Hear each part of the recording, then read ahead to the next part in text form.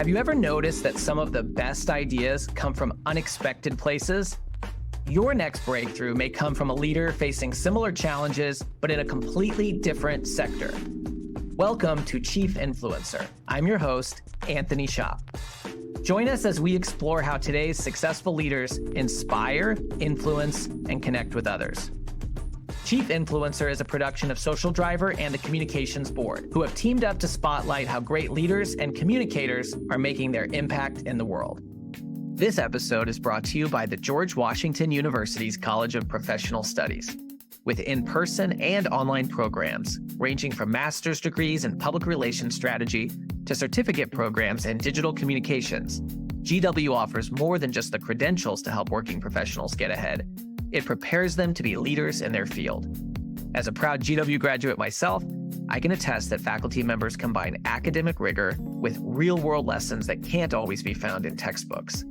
Check out cps.gwu.edu for more information. Good afternoon.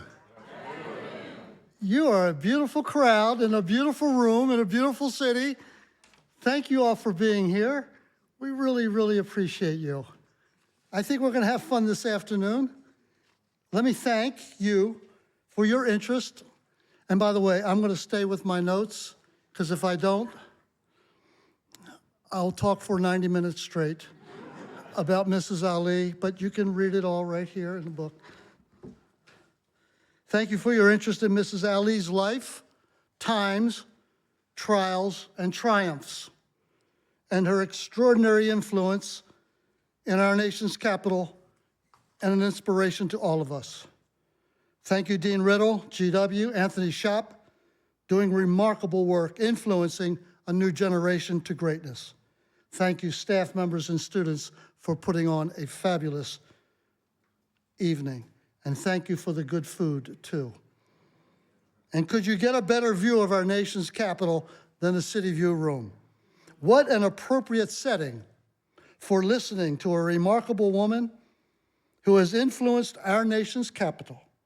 Mrs. Ali's influence is citywide, indeed, even further across the horizon. I first went to Ben's Chili Bowl in 1967, due to math, as a student and as a member of the Student Nonviolent Coordinating Committee, activist.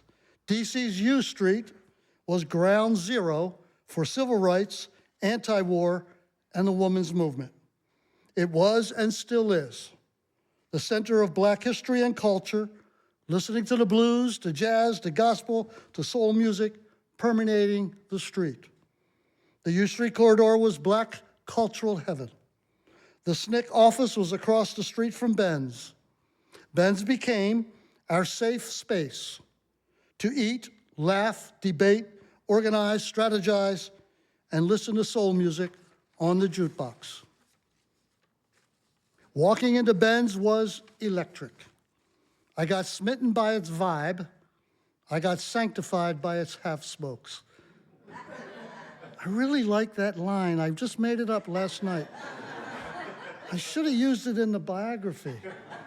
Second edition, I got sanctified by the half-smokes. And I think some of y'all know what sanctification means. Ooh, excuse me, I'm going to see, I need to stay with my script. By 1981, I had ensconced myself in the back corner of Ben's, across from the jukebox, of course. I'm still there today, over 40 years later. Sitting in my little corner of Ben's for decades, I had the pleasure of watching Mrs. Ali waiting tables, greeting guests, wiping sloppy chili sauce off tabletops, grilling hot dogs and half-smokes, and offering every soul who walked into the door a smile, a hug, a kind word, and a welcome to Ben's. She would treat everyone who entered the front door as if they were her own family members. Always a smile on her face, always a soft and kind word to guests, directing them to their seat. With these words, "Thank you for coming to Ben's. What's your name and where are you from?" With those 8 little words, "What's your name and where are you from?" she would capture their hearts forever. They became an interesting story. They were recognized. Mrs. Ali was always interested in who they were, not just what they wanted to order. She became their friend in one smile, one conversation at a time. After 65 years, and Anthony, that equals to 23,725 days, her influence of treating everyone with a kind word and smile grew and grew and grew. And Ben's grew as a destination eatery in our nation's capital. About 20 years ago, while sitting in my little corner watching Mrs. Ali work her magic, I asked her, "Mrs. Ali, you and your restaurant are so popular. Do you have your family and business documents preserved for posterity's sake?" She answered, "No." So the historian in me said, "You know what? You need to preserve all of your family and business documents, photos and papers into one place to protect them, because you and your restaurant are history."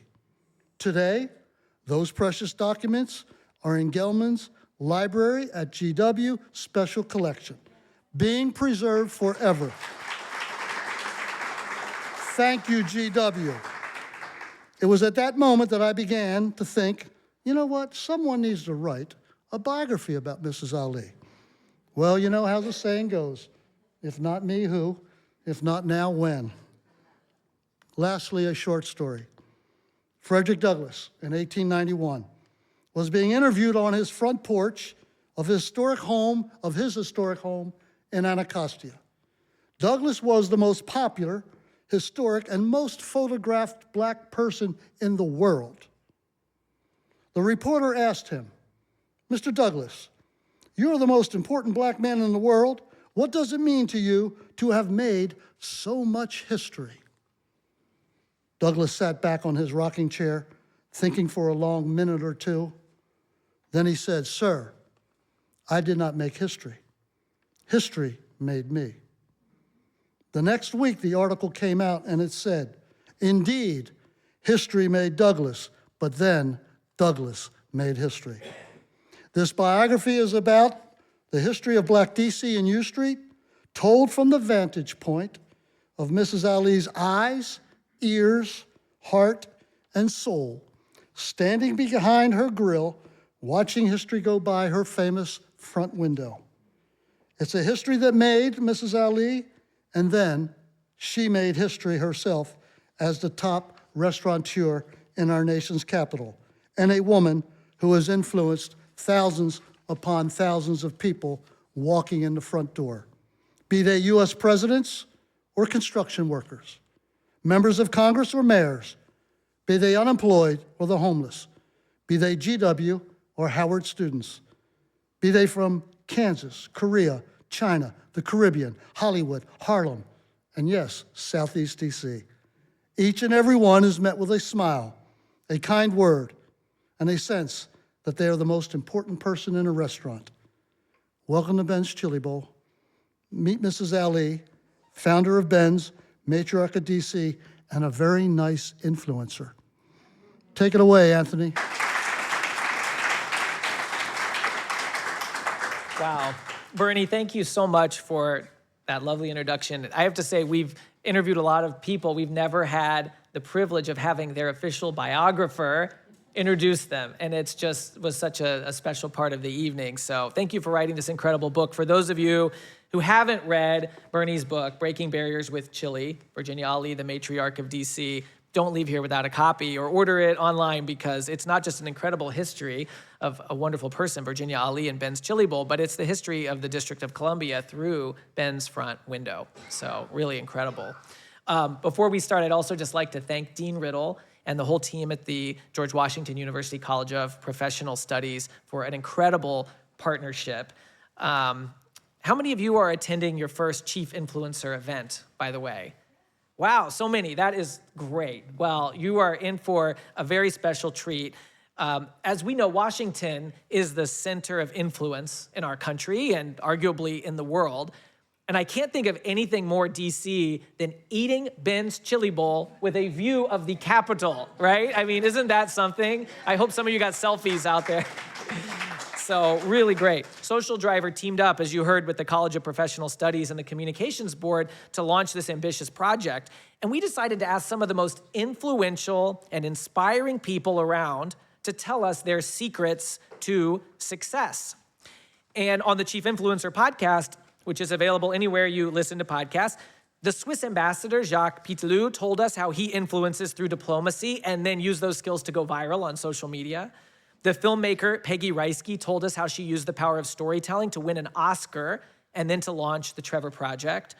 The conductor of the American Pops Orchestra shared how he creates musical experiences for everyone, including the recent Black Broadway tribute filmed at Howard University and aired on PBS.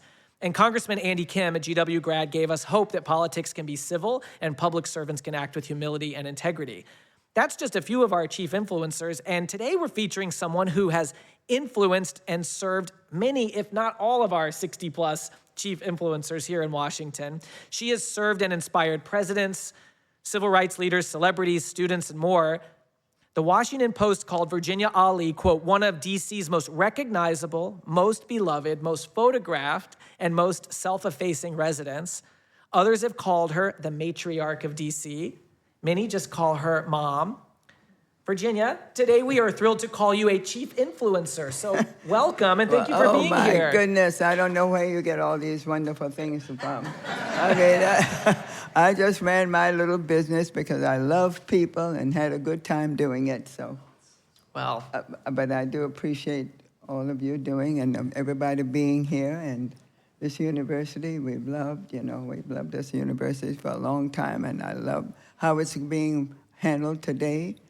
It's such a big part of our community and what you're doing for the students and the community. I love it. Thank you so much for that. And thank you for having me. I'm not that interesting, you know. well, many disagree, I think, and many will after this. You know, when speaking of influence, the last time you and I were together, we were sharing some onion rings at Ben's, and a group of tourists from Ecuador asked if they could interrupt us to take a photo with you. And I just have to ask, how often does that happen? It happens very often. It happens very often, and I'm not sure why people really want to do that, but I am flattered by it, what can I say? So they do it all day long. Everybody wants a little picture, and I'm happy to do that for them. They're all over the internet, those pictures on social media. Bernie estimated in his book that you're photographed thousands of times per year, making you over your lifetime the most photographed person in the district. I do take a lot of photographs. You take a lot. There's no argument there. When did you realize that you and Ben's Chili Bowl were famous? I think it took quite some time, and we were popular, but I don't think I realized how famous it was until the 40th anniversary, when my youngest son sitting over there said, "Mom, you've been here 40 years. I think we should celebrate that." Okay, whatever. And my husband and I went on vacation. You know, this was a couple of weeks. We went on vacation, and he called us while we were there and said, "You guys are going to have to come back. This is a little bigger than I thought." "Oh, really?" He said, "Yeah, you got to come back, Mom." So we came back from Trinidad, and he picked us up at the airport and said he wanted us there the next morning at 8 o'clock. 8 o'clock in the morning, right? So we came down, and the street was closed. The whole block was closed off, and there were chairs in the street, and they were doing a press conference. But more importantly, people were in a line all day long because it was on TV. CNN was there, ABC, everybody was there. And I realized later on when I see all these people waiting to come into the Chili Bowl, we weren't giving away anything. And they were coming, and I thought, wow, we mean something to this community. It really did. I mean, I was so thrilled to see that.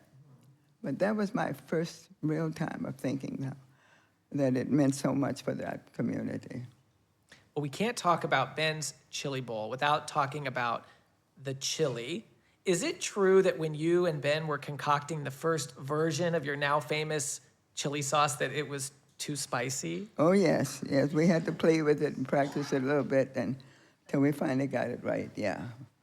Made quite a bit of chili and thought it was perfect and had to get rid of it because it was too spicy. So we did do that, yeah. So what's the secret recipe? Well, we don't talk about the secret recipe. Okay. It's just got a lot of love in it, that's all. Yeah. Yeah. We knew you wouldn't tell us. We had to try. We knew you wouldn't tell us the secret recipe. Only a few family members know. But you've had a successful family-owned business now for 66 years. It's the oldest, same family-owned restaurant in the district. Now it's known around the world. What do you think the secret recipe is for your success? The people, of course. I think, I grew up in rural Virginia. My father had a big farm, 300-acre farm.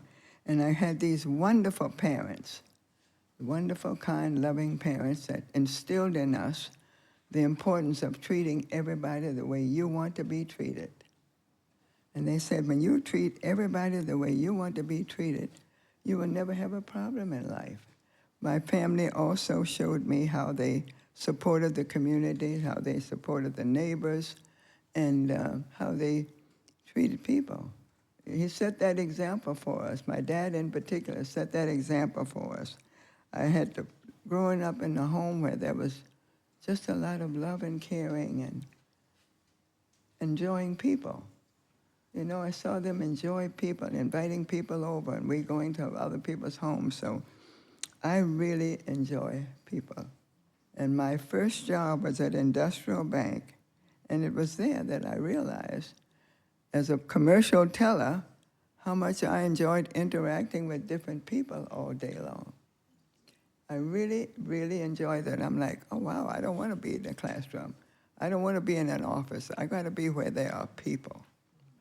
And when Ben comes along, and we fall in love and want to be married, and he wanted to know if I would be kind enough to consider partnering with him in a little restaurant, all I could think of was more people for me to enjoy. So that's how we got started. And, I think when you find a career that you enjoy, it's really not work. And I enjoy people. And when you treat people the way you want to be treated, they come back. And of course, you got to have a good product. We have this great chili, have smokes and burgers and all that, and vegetarian options today. So it was just every day. It was just every day greeting people and welcoming them in my home and feeling like they're coming into my home. It just kind of works for you. Yeah. When you enjoy what you're doing, it shows. When you enjoy people, they know. You can't fake it. It is one of those things. So, and of course, when you get that career going, you stick with it. You stuck with it for sure, didn't you? Up. We were married 10 years before we had a week's vacation together. Wow. We took a vacation, but one of us stayed to make sure that Chili Bowl was on strong footing. And we were able to do that and set goals because we knew we wanted to have a successful business. We had 3 sons. We wanted to be sure that we could take care of them properly. And we brought them into the business by the time they were 10, 11, or 12. And today they are in my business. It's a real family-owned business. We have 3 sons and 3 daughters-in-law. 2 of those daughter-in-laws are in the business with me. Yeah. So I probably not a very rough mother-in-law, huh? It must not be if they... There's one of them over there Yeah. right now. We could ask her. Absolutely. Later I do want to talk about the future of the business, but I wonder, you talked about when you started the restaurant in 1958. So some of the students at GW, for example, have just moved to DC. They don't really know what it was like. Can you take us back and describe what U Street was like when you opened your restaurant, when you moved to DC? U Street was the entertainment center for African Americans in those days. When I came to Washington in '52, it was a segregated city. A very classy, proud, dignified community, the Shaw community. Howard University sits right in the middle of that. Howard University opened in 1867. So we had these very educated people right there in the Shaw community. We had our own hospital, our own bank. That's the bank I worked in. It's been there now 90 years, operated by one African-American family all those 90 years. And U Street was the entertainment center.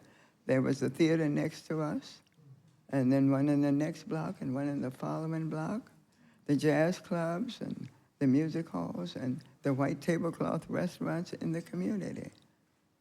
It was a very interesting time. We couldn't go downtown to dinner or to the movie, but we didn't need to. We had it right in our own community. And I tell kids some interesting things like, if my husband and I decided to walk to the Howard Theater to see a big performance, and we walked along and there were 2 or 3 guys on the corner using profanity, we could call the police. They would be charged with disorderly conduct. So we had a pretty classy neighborhood going on there at the time. And we opened that Chili Bowl in '58, and we were open from 11 a.m. until 3 a.m. every night, except Friday and Saturday. We opened at 4 a.m. So we had people coming. It was a happy area, and there were lots of movies and clubs and so on. It was a very active day life and night life. Children's Hospital was a block and a half, not even a block away. There were some big businesses there, like the telephone company and other big businesses in the community. So it was a very lively, classy community back there. And being at the center of Black Broadway with the theaters nearby, you had all kinds of, I mean, not just crowds coming through, but famous people coming through. We had a lot of that, of course we did. The entertainers, the media, the sports folks, I mean, we had the football games and we had all those things going on. So it was a very popular place. We provided the hours that accommodated folks until 3 o'clock in the morning. And it was a happy place, I enjoyed people and welcomed them. And then we had the jukebox in there that played the music that made you feel really good. So I think Black Broadway was a big part of that, that time. I understand you met Dr. Martin Luther King Jr. many times when he frequented Ben's. What was he like? Well, in 1963, when Dr. King was in Washington to plan his march, we'd seen him on TV. We saw all the things that were happening in the South.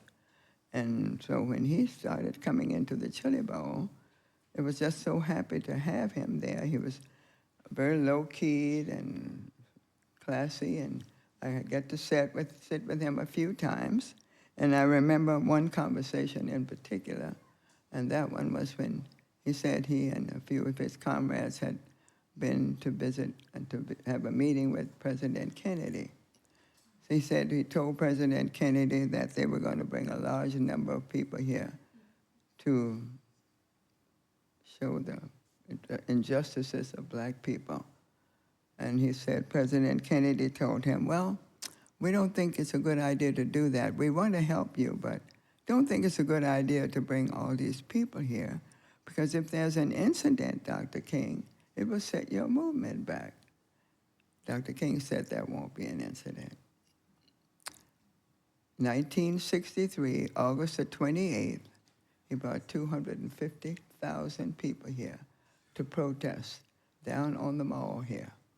Ben and I were there, just a sea of people, all colors, all ages, all backgrounds. Just a glorious day with all the singing and the speeches, and then his final I Have a Dream speech.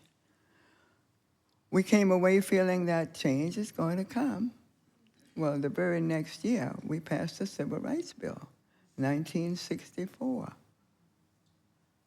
Now we could move and buy a house uptown that we couldn't buy before. We could put a law office down near the courthouse. We could go down to movies that we weren't able to do before. So that was supposed to be some progress for sure. But 5 years later, someone runs in the door and yells, Dr. King has been shot. We don't believe that. our beloved nonviolent leader, it can't be true. Then someone else comes in, and someone else. And finally, somebody finds one of those little radios. He's not only been shot, he's passed away by now. Well, the sobs and the crying and the emotions were just out there. People were crying very openly. And then I think later on that sadness turned to frustration, and then frustration turned to anger,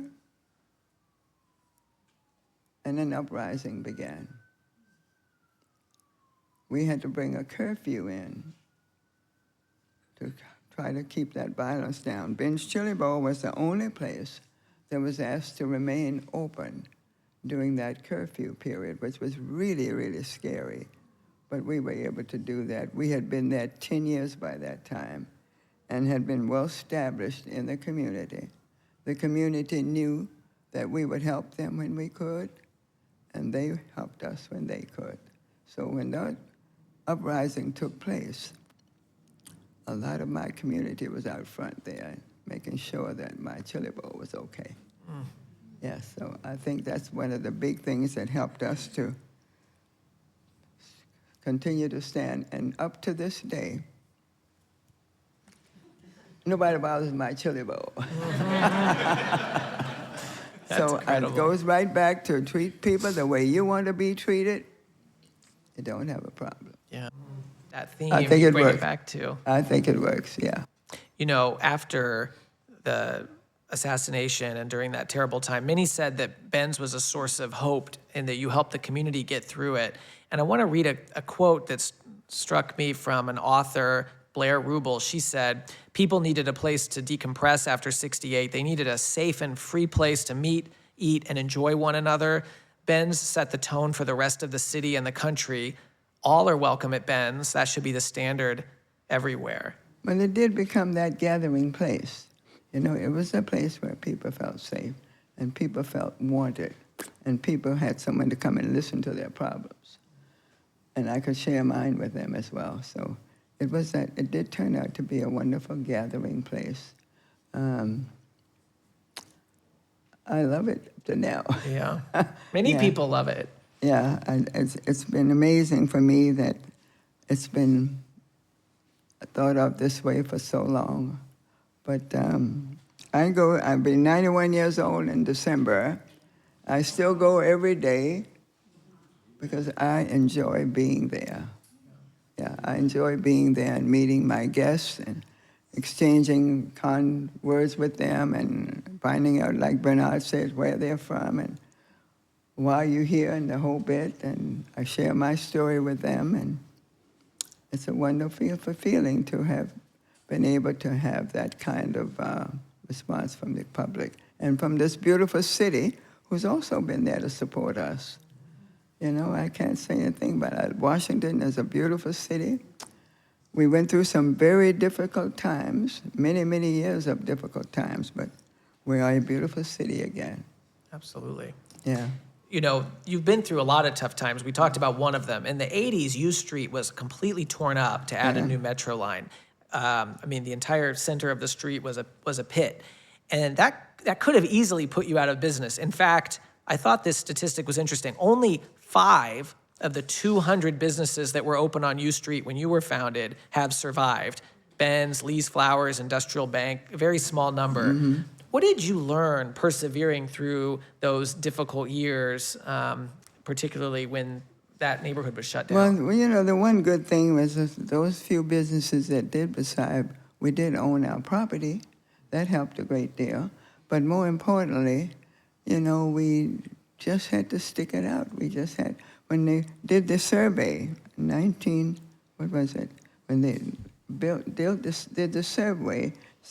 the survey to see how many businesses were there, they found in our immediate vicinity, Industrial Bank, Ben's Chili Bowl, and Lee's Flower Shop.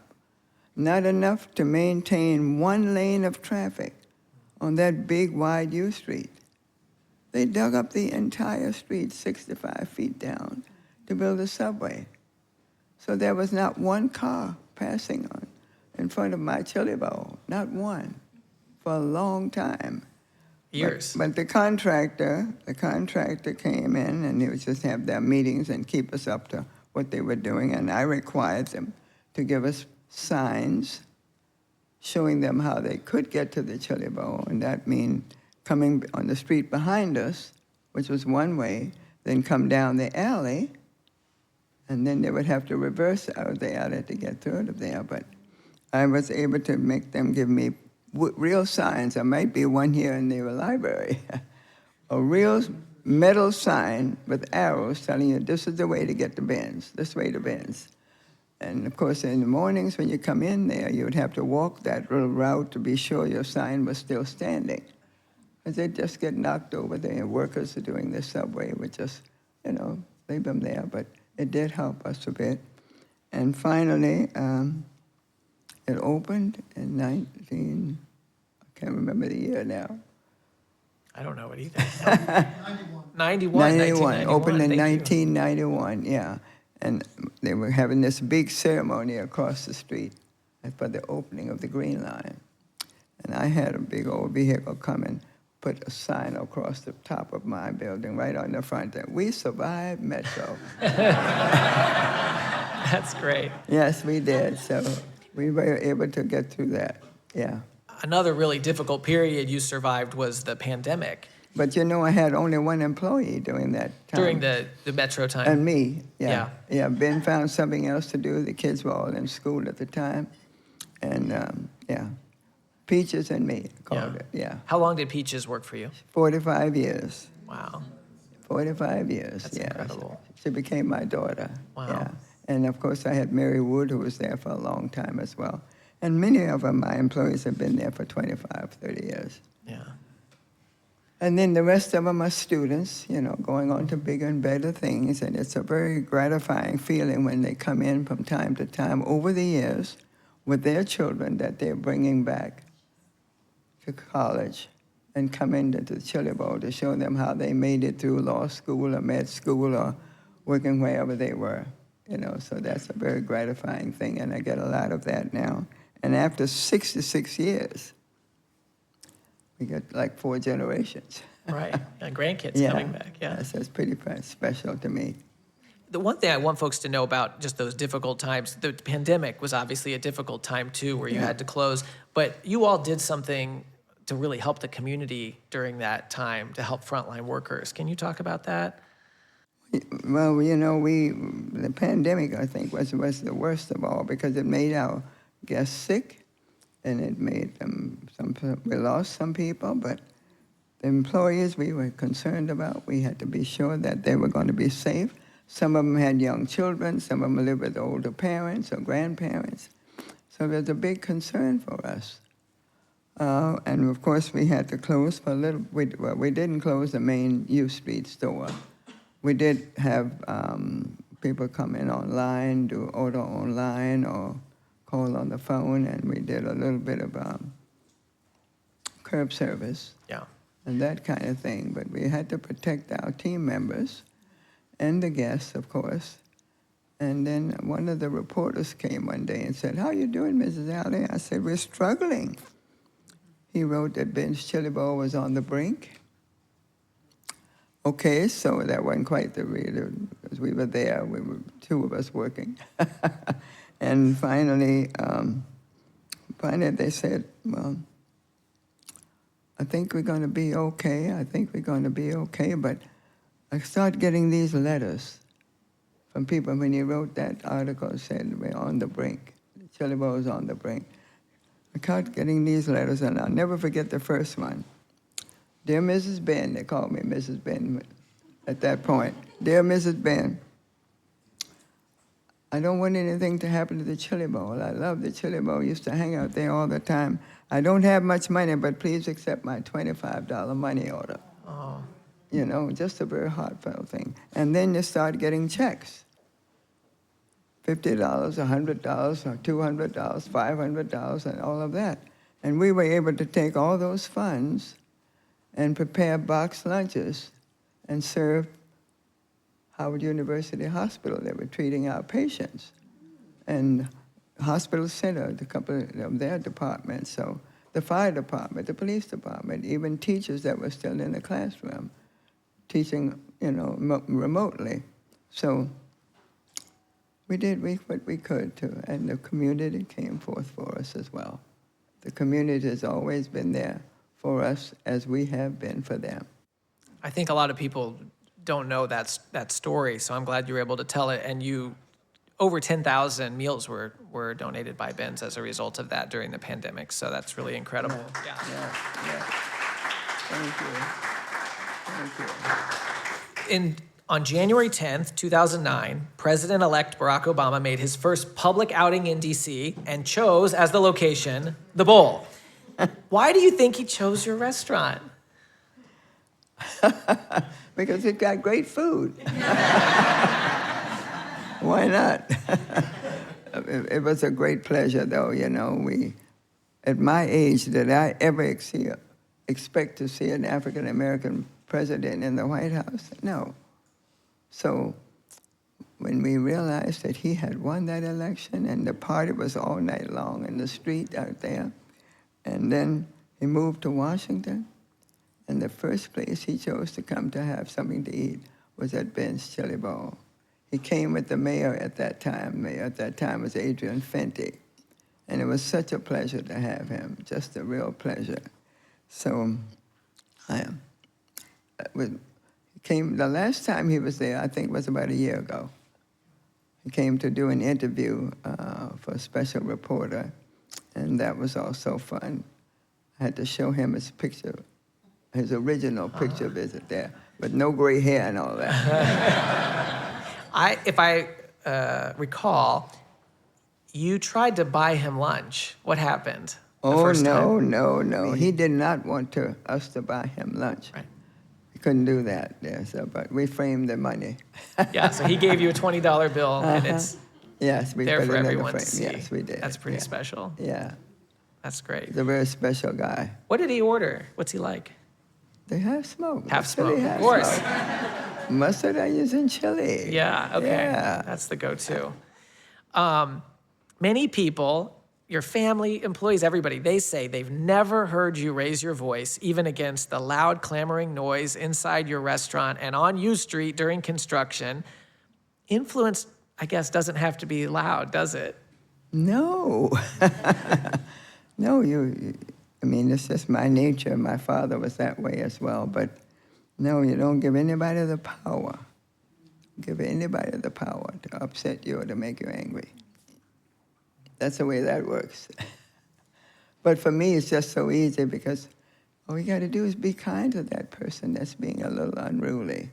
Just be kind and show you care. Mm-hmm. And he calms right down. I read that you said to one of your employees, maybe you've said this more than once, a soft voice changes people. Soft voice turneth away wrath, was what my father used to say. Mm-hmm. A soft answer turneth away wrath, and it does. Some of the most famous people in the world, from Hillary Clinton and Serena Williams to Jesse Jackson and Denzel Washington, I mean, there are literally hundreds you could name, they've come to Ben's. Do you have a favorite memory of one of these visits? Oh, my goodness, there have been so many, but there was this, you know what? All those wonderful people have been there, and it's been such a pleasure to have them. But not so long ago, a family came with this little 10-year-old girl. She was 10, and she said to me, "Are you the lady on the pictures?" I said, "Yes." She said, "I'd like to interview you." I said, "Okay." So her family sat down, and they ordered food and left her alone with me, and we sat over, and she started to ask me very intelligent questions. And then finally she said, "Of all these famous people that's been here, which one did you enjoy most?" I said, "You." She was amazing. She really was amazing. But I enjoy people, so I don't pick one. A lot of those famous people are pictured on the famous murals outside of Ben's, but you didn't choose the people on those murals. You invited the community to vote. Yes. I wonder if you could, where did you get that idea? Vita, that was my daughter-in-law's idea, to go online and have people vote for whom they'd like to see on that wall. And I don't know how many thousands of people voted, but more importantly, the older folks that didn't use a computer would come in with a little envelope and a piece of paper and say, "Miss Ben, I don't use a computer, but I wrote down a few names." And that's who's on the wall. That's wonderful. Yeah, the wall of excellence, we call it. Harriet Tubman's at the top, passing on to the next generation. We call it the wall of excellence. I love that name. I'm sure a lot of people have asked you if it was difficult to own and run a business with your spouse for so long. And of course, Ben's continues to be a family business. Can you talk about how you and Ben complemented one another? Well, first of all, we had these late hours. So I wound up running the daytime, and he did the evening. That was one way. We weren't that always on each other's nerves, you know. Now, there were times when on a Friday evening and someone didn't come to work or something happened, I'd stay all night with him. I'd stay there until 3 o'clock in the morning. We've had to do things like that. Or if I called him during the day, when he normally would be resting, and he'd have to jump up and come down to help me. But the 3 sons, I don't know how old you were, about 10 or 12 years old, when you started working at the Chili Bowl, yeah? So I had them there very early on, and all through junior high school and high school, and of course, they went away to college. And the big surprise for us, and blessing for us, was the fact that they all decided to come back and help at the Chili Bowl. So I have all 3 sons with me and 2 of my daughter-in-laws. That's really Not great. bad, huh? That says a lot. That's really good. You and your business, you've won dozens and dozens of awards over the years, from a James Beard Foundation Award to the Key to the City. You even received the Lifetime Achievement Award from the President of the United States. Is there an award that means the most to you? No, I just love the people that are coming in there day in and day out, and I'm grateful for that. I never thought I deserved all those awards and that book and all that. I've done nothing but be kind and gracious to my guests. That's all I've done. I don't think, Bernard knows that. We talked about that, didn't we, Bernard? We fought about that a little bit, yeah. But it's just been a pleasure to serve our wonderful community. And now people from all over the place. It's been my pleasure to serve them. Well, I have one last question for you. So one of the reader comments on a Washington Post story about Ben's Chili Bowl said, and I really like this quote, "In a time of change, Ben's was a constant." And I wonder if you could tell us, as Ben's expands, you have multiple locations now, you're going to be franchising soon. As you expand, what do you hope will stay the same? I hope that each one that's open will become a part of a community. Become a part of the community. Don't just be there and be a restaurant and serve whomever comes. Take part in the community. Get to know the community and support the community, and then the community will in turn support you as well. That's a lovely sentiment. After spending a little bit of time with you, Virginia Ali, I think all of us can agree that while people may come to Ben's Chili Bowl for half smokes and chili fries, they've come back for 66 years because of the culture of kindness and care that you nurtured. Mom, the matriarch of DC, Virginia Ali. So I hope everyone here will help me thank you and congratulate you on being recognized as a chief influencer. Well, thank you very much. Thank you, thank you, thank you. Thank you for joining us for another episode of Chief Influencer, a production of Social Driver and the Communications Board. If you know a leader who should be featured as a chief influencer, please nominate them at chiefinfluencer.org. For show notes and more, visit us at chiefinfluencer.org or follow Chief Influencer on LinkedIn. Until next time.